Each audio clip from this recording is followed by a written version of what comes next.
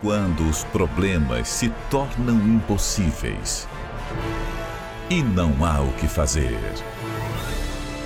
existe apenas um lugar para onde ir: Sinai, o Monte dos Impossíveis. A pobreza faz a gente não ter sonho, então eu não tinha sonho. Eu já não tinha pena de você matar uma pessoa. Eu era uma pessoa irrecuperável. Meu nome é André Nascimento, sou empresário. A minha vida ela começou a desencaminhar devido à situação financeira dos meus pais, a quantidade de filhos, a dificuldade quando eles vieram de outro estado para São Paulo tentar a vida. A pobreza faz a gente não ter sonho, então eu não tinha sonho. A gente levava a vida conforme a situação. E a gente passava mais tempo, eu e meus irmãos, mais tempo na rua do que em casa, até porque não tinha um atrativo para você ficar em casa, não tinha uma televisão, não tinha uma condição de estudar. Então a gente vivia muito na rua. Depois eu vim descobrir que meu tio ele era traficante. E aquilo, na verdade, me chamou a atenção, porque ele tinha aquilo que eu necessitava. Adquirimos uma arma e planejamos fazer o primeiro assalto.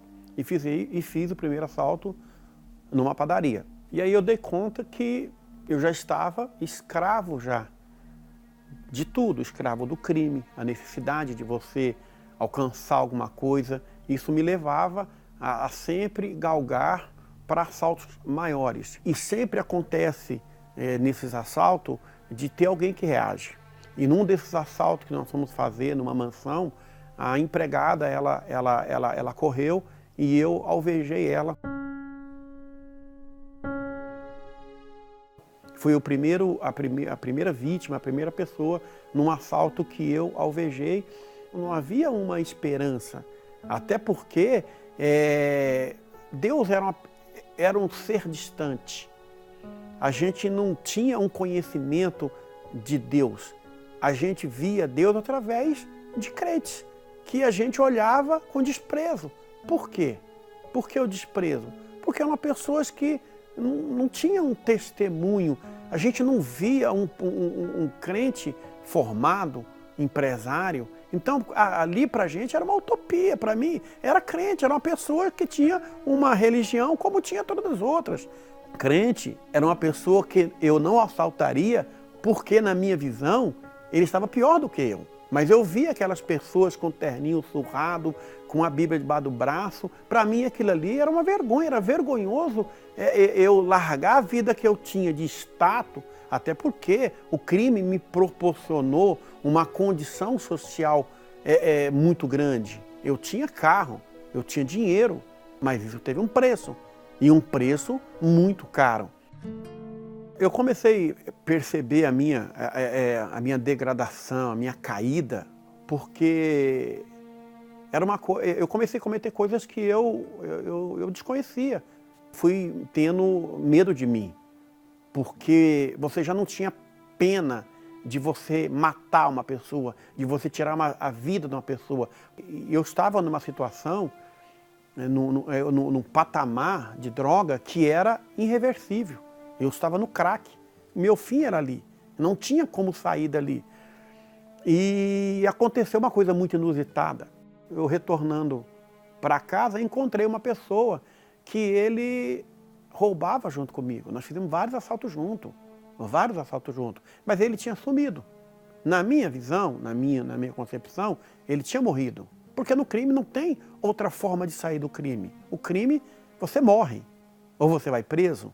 Ele estava diferente, mas eu não entendia, mas ele estava diferente. E conversando com ele, ele me contou que estava indo numa igreja. E quando eu vi, ele estava diferente. Depois eu entendi que era uma luz, que era diferente. E ele me convidou. Por respeito a ele, eu fui à igreja. Quando eu cheguei na igreja, o pastor que estava lá, ele era um ex-justiceiro. Ele era um ex-justiceiro. E ele sentou comigo e falou assim, olha, André, nós éramos inimigos no mundo, porque eu era justiceiro e você era bandido. E ele me ajudou muito, muito. Minha vida começou a caminhar a partir dali.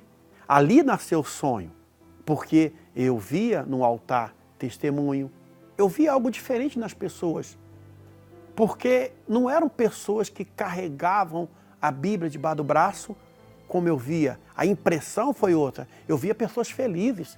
E o pastor foi me ensinando como chegar onde eu queria chegar. Que o segredo para chegar aonde eu queria, aonde eu estava almejando, era o altar. E aí eu aprendi o que é o altar. Eu aprendi que eu tinha que sacrificar, em primeiro lugar, a minha vida. Eu morava a 45 quilômetros da igreja. O que eu entendi quando eu fui à igreja? Que só dependia de mim. Que a vida inteira eu arrumei desculpa para continuar no crime. A vida inteira eu falava que eu não tinha futuro, que a minha vida era o crime. E um dia eu estava na igreja e o pastor falando de uma campanha de Israel e disse que Deus podia realizar o sonho que a gente tinha, mesmo se ele fosse impossível. E que o segredo para isso era o sacrifício. Eu vi o testemunho, a sinceridade do pastor, a preocupação que ele tinha comigo, o cuidado que ele tinha comigo. Quando eu coloquei o meu sacrifício no altar, eu acho que o mais difícil é subir, porque é aquela luta. Mas quando eu subi e eu coloquei o meu sacrifício no altar, eu desci com certeza.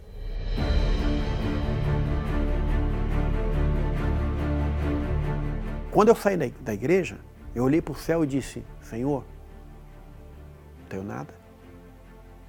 Se realmente o Senhor, foi o Senhor que falou comigo, o Senhor vai me dar uma direção. Eu não tenho nada, nem dinheiro para passagem para ir embora, eu vou a pé. E fui embora. E aí o que acontece? Como é que você começa uma coisa sem um capital?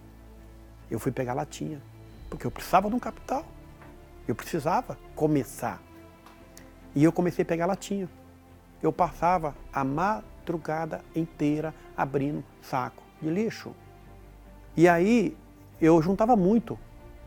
Era muito, não era um saco, 2 sacos. Eu juntava a madrugada inteira. Então eu chegava a vender 30, 40, 50 quilos de reciclável.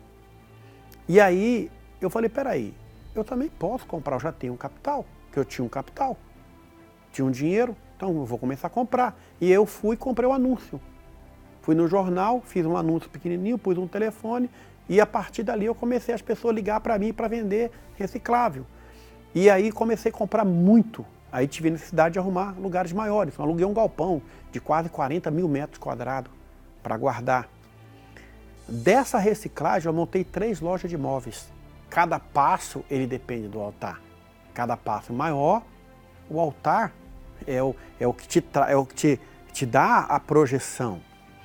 A minha projeção para empresário começou ali.